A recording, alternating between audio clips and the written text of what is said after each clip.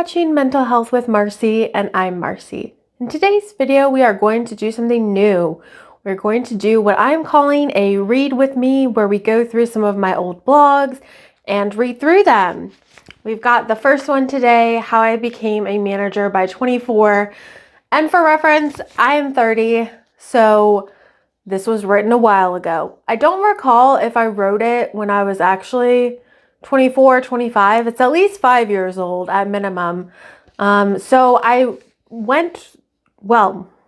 did not go through this. I was deciding whether I should pre-read it just to make sure I don't stumble on my words. And then I decided not to, because I feel like it will be more impactful to kind of come in cold and see what it's like. I do know that how my blogs started out are definitely not how they are now. One thing, I didn't believe in editing back then, I guess, because they're super long. This one actually isn't the worst of all of them. This is 10 pages, but it's I printed it from my blog, so it's not like it's 10 single space pages. It's just how it printed from the blog. But yeah, apparently I like to write super long back then. And then also, I really wasn't super aware of my mental health. This was before I went to therapy, before I, was diagnosed with a mental health condition. And so I feel like it'll be good to go back and really see, what I was like back then. And I have an idea, but you can kind of hopefully see throughout this series, my progression over the last 5 years. You can kind of see a little bit of how I moved from anxiety to understanding my mental health conditions, depression, etc. So anyway, without further ado, let's get started. And if I suck at this, then that's too bad. I'll do my best. But I hope this is interesting. Hopefully it will be for both of us. All of us. I mean, there could just be two of us, but anyway. Okay. How I Became a Manager by 24. Leadership, perfectionism, and work stress are the categories. There's a dog looking at me. That's fine. Okay, hello, dog. Anyway, I digress. How did I become a manager by age 24? The short answer is I'm a perfectionist. Now, I'm sure you've read plenty of articles demonizing managers who are perfectionists. A quick Google search pulls up headlines such as how to deal with a boss that is a perfectionist and 11 signs your boss is a perfectionist. Some of the perfectionist signs from the Business Insider article include the inability to delegate, being easily stressed, and intolerance of mistakes. Perfectionist managers don't just hurt themselves, they can bring down their entire team with their ridiculous standards and inability to lead. Ian Kane wrote in the article, "If perfectionist bosses are such ineffective leaders, how did I rise to manager level as a perfectionist?" And this isn't in the article or blog, but come on now, Marcie. Perfectionist, this is just so much foreshadowing. This is where I started, as perfectionist and as, super, interested in my work and very, work stress. Old Marcie. Anyway, caring about the details. I have always been detail-oriented, to put it nicely, or crazy OCD, to put it more accurately. I like everything to be just so, and I don't like mistakes. My attention to detail can be most obviously seen in my writing and rewriting. I can never just write something and call it good. I have to reread it and copy edit it time and time again until it is perfect, or at least up to my impossible standards. Which is funny. I say I like the details, but then I go ahead and not edit it. Oh, now I can't read this. Oh, that's good. See, I don't like mistakes. Hi, Rayleigh. Hello. Okay, I have a puppy dog. She's not in frame, though. I wonder if I can move her in frame. No, she's not over here. That's okay. Hi, Rayleigh. This is going well. No, I messed up my frame. There. Is that good enough? Sure. We'll go with that. But no, it's like something is like printed over it. Let's see, what does this say? Something. Even in high school, I was a copy editor. One of my early short stories, Halloween Night, from when I was only in single digits, clearly has copy editing marks on it where I went back later and edited it. When I had to turn in school papers, I would print them out and read them out loud multiple times, making edits and repeating until I was satisfied with the final result. Copy editing was and still is my passion. I was copy editor of my high school newspaper, and I ended up pursuing a degree in news editing from the Missouri School of Journalism. Luckily for me, I was able to translate my attention to detail into a college degree, professional career, and ultimately a manager position by age 24. If I see a problem, I have to fix it, and I'm not afraid to speak up.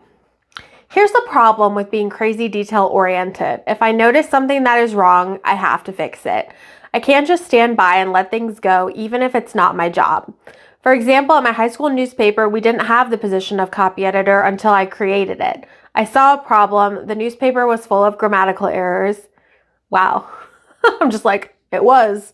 It really was, though. So I made it my problem to fix, and I stepped up to copy edit all the newspaper articles prior to publication. Similarly, when I started my first job out of college as a proposal coordinator for CGI's Financial Solutions, I saw problems with the proposal process, and I couldn't help myself from fixing them. I didn't like that we didn't have standard proposal templates, so I created them. I streamlined processes and created process documentation. No one asked me to do any of these things, but for better or worse, I made it my problem and stepped up to fix it.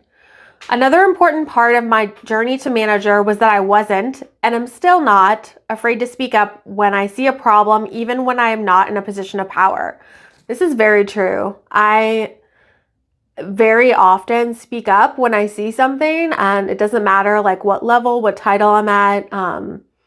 Yeah, it's still something that I feel passionately about. In the previous two examples, I was a lowly high school student and a recent college graduate. Who was I to know what was best for the newspaper or proposals? But I didn't let that stop me from voicing my opinions. I'm not sure what it is about me that makes me so unafraid to speak up and suggest ideas for improvement, but it has been a pivotal part of my professional success. By speaking up, I was able to assert my desire to contribute, improve processes, and ultimately take ownership. It's a little like, sorry, I just read the next thing, my natural rise to leadership. This is a little braggy, isn't it? Like, I'm just like, oh, look what I did. Again, I mean, I have confidence as a person and as an employee. But it's interesting. I have another blog and a couple blogs is about confidence. And so it's just interesting to see how I start with my perfectionism and then get to where I am today. So my compulsion for perfection has made it natural for me to step up and lead over the years. Every group project in school, oh my God, group projects though, am I right? I wouldn't trust anyone else to do it correctly, so I would automatically assume a position of leadership to make sure it got done right. I wouldn't trust anybody, like, facts though. Like, would you trust anybody else in a group project? I still don't. If we have like group work, I'm just like, just let me do it. It's fine, right? I have always taken ownership of things that were not my responsibility, which has allowed me to move up into positions of leadership. Editor-in-chief of my high school newspaper. My first real leadership position was editor-in-chief of my hcie school newspaper, The Stargazer, when I was 16. I don't think I was ever particularly assigned the job. Okay, Marcie. But I made it my job because I wanted the newspaper to be a success. If I was going to be a part of it and put my name on it, I was going to make sure it was perfect. Perfect. I'm putting the air quotes in, not previous Marcie. Today, Marcie. I love taking ownership of overseeing the content budget and making sure everything came together into the perfect publication. Now that actually does have that actually did have air quotes into the perfect publication. That's funny. See, this is why I think it is good to read this cold, because I did not read this. I haven't read this in 5 years? Maybe I've read it like once before then, but like a long, long time ago. How many times does this article have the word perfect in it? Perfect, perfection, perfectionism. It needs to be like a drinking game, but we don't do that on this channel because then you'd be like super drunk. So anyway, print desk manager of my college newspaper. My second real leadership position and the job that really made me into the leader I am today was print desk manager for the Columbia Missourian in August 2014 when I was 21. When I decided to pursue a degree in journalism, I had to ultimately pick a focus area, and news editing seemed like the right fit with all my previous experience and interest in copy editing. I was on the copy editing desk at the newspaper for a semester as part of one of my required classes. I cannot talk. I cannot read.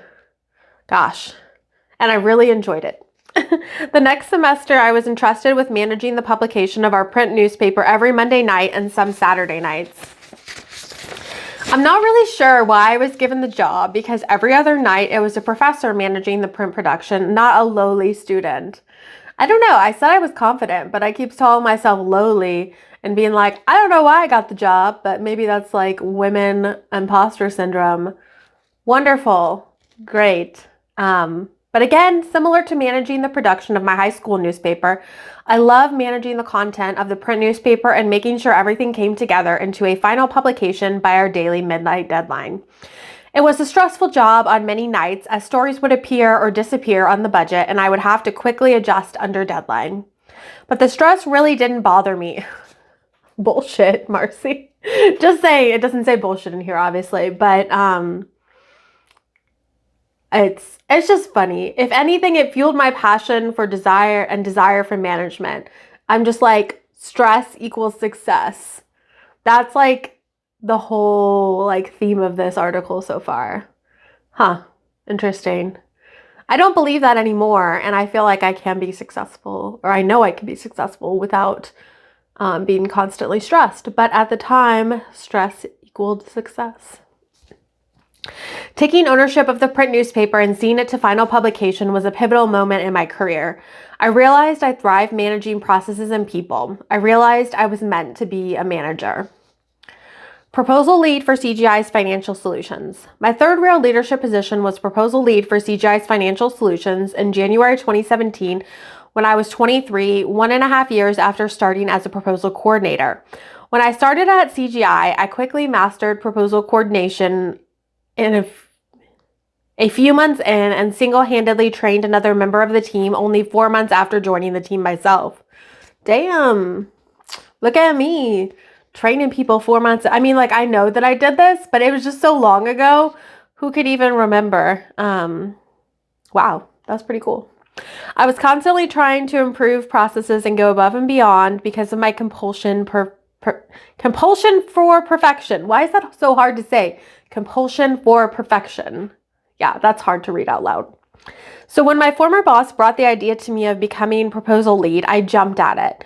I would be responsible for assigning and overseeing the proposals of the entire group. No big deal, right? It was challenging at first, as is typical with any new responsibility, but I soon felt right at home managing the proposal process and my fellow colleagues. While I wasn't the direct manager of the proposal team, I had a lot of management responsibilities, making sure all of the team's proposals went out the door and with top-notch quality and by the required client deadlines. Again, this ownership and added responsibility felt like a natural step for me because I just can't help but step up and lead no matter what I do. Proposal manager for CGI's Financial and Insurance Solutions. Then came my first real manager position as proposal manager for CGI's Financial and Insurance Solutions in January 2018 when I was 24, 1 year after receiving the proposal lead position when my former boss decided to pursue her career interests elsewhere. When I was asked to take over my boss's job, it came as no surprise to me. Wow, came as no surprise. I was just like, I deserve this. See, it's like such an oxymoron. I feel like I have like imposter syndrome, but then I don't. I'm like confident, but then I'm not confident at all at the same time. Are you like this? Is it just a Marcie problem? We'll see. Let me know in the comments down below. Came as no surprise because I had been leading the team more or less the past year anyway as proposal lead. The real difference would be that the training wheels would be off. I wouldn't have my my boss, to depend on and ask for advice. I would not just be responsible for the team's proposals, but I would be also responsible for everything our group did, including shaping the direction of the group, performance management, etc.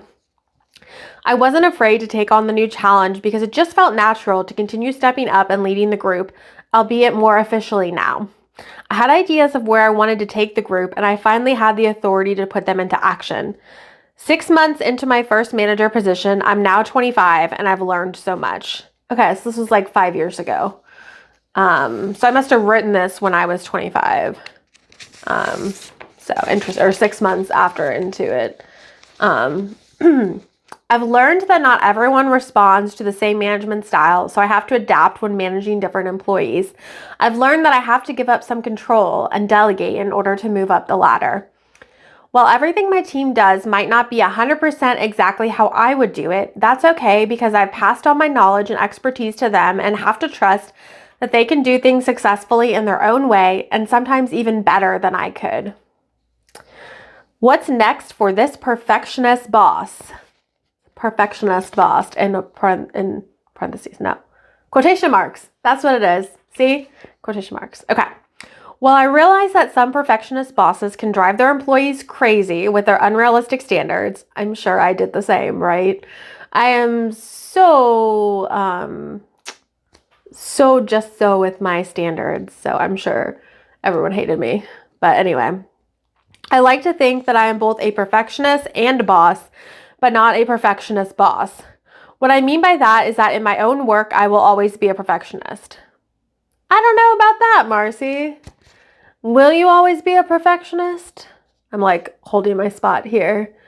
I mean, yes, probably to some degree, but I like to call myself a recovering perfectionist because it's just, I feel like perfectionism shouldn't be the goal. But anyway, I have another video about perfectionism down below, or I will link it down below. Oh, I'll also link the blog. I should have mentioned that earlier. I will link this blog. I don't know why I put it upside down. I will link this. I just really want to hold my spot so I don't forget where I am, I guess. But I will link the blog down below if you want to read it instead of listen to me, even though like if you've listened to all of this, you probably don't want to read it. But it's there if you want to read it. Okay. So anyway, I will always be a perfectionist. Maybe. I will reread, rewrite, and edit until I'm satisfied with the final result. That's just who I am, and I am okay with that. Well, at the time, I was okay with that. Not so much anymore. But I don't expect my team to be perfect. Did I not? Of course I did. Every member of my team has her strengths. My team is entirely female at the moment, and I do my best to utilize everyone's best qualities. What's next? What's next for me? See, you see I'm getting frustrated when I mess up. For now, I'm going to strive to be a perfect manager. It does have it in quotation marks. Of course, would you expect anything less from me? And continue leading and shaping my team into the best team possible. Was it really all about being a perfectionist? The short answer is no, of course not. My rise to management has largely been due to the many influential female leaders in my life. I've been extremely lucky to have had so many excellent role models as managers. I have looked up to them and tried to emulate their management styles. I've asked myself many times, what would Allison do of my former boss who I replaced? I don't think you need to be a perfectionist to be a manager by any means, but for me, perfectionism is what led me to where I am today, a manager by 24. Because I care about the details, I make it my mission to improve anything and everything I am involved in. I take ownership of things that are not my responsibility because I want to ensure their success. I'm not afraid to speak up and voice my opinions even when I am not in a position of power. All these things and a little bit of luck have helped me become a manager by 24. Wow. This is like completely printed on a thing of labels. Can you see that? Yes, this is like, I just printed this on a sheet of labels. I don't know why. I guess there was just a sheet of labels in the printer. But anyway, wow, that was interesting, to say the least. Did I mess up my mic? No, yes, maybe. am very interested just to see where all of these blogs go. I do know they kind of get less into perfectionism, or at least realizing the problem with perfectionism, because I do not today believe that perfectionism is a good thing. I think it's very dangerous. Doing a good job is a good thing, but balancing that line between perfection and progress is so important, in my opinion, to success. So at this point, we've got stress equals success. Just wait until we get to anxiety.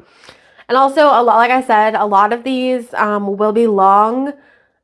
These early ones, once we get into like the newer ones, they'll be much shorter, because apparently I learned how to like cut stuff out. So anyway, I hope this has been interesting, but again, I will link my perfectionism video and the link to the blog down below if you want to read it. And you can find all of my blogs at mentalhealthwithmarcie.com. That is my website, so feel free to check that out if you want to read other blogs.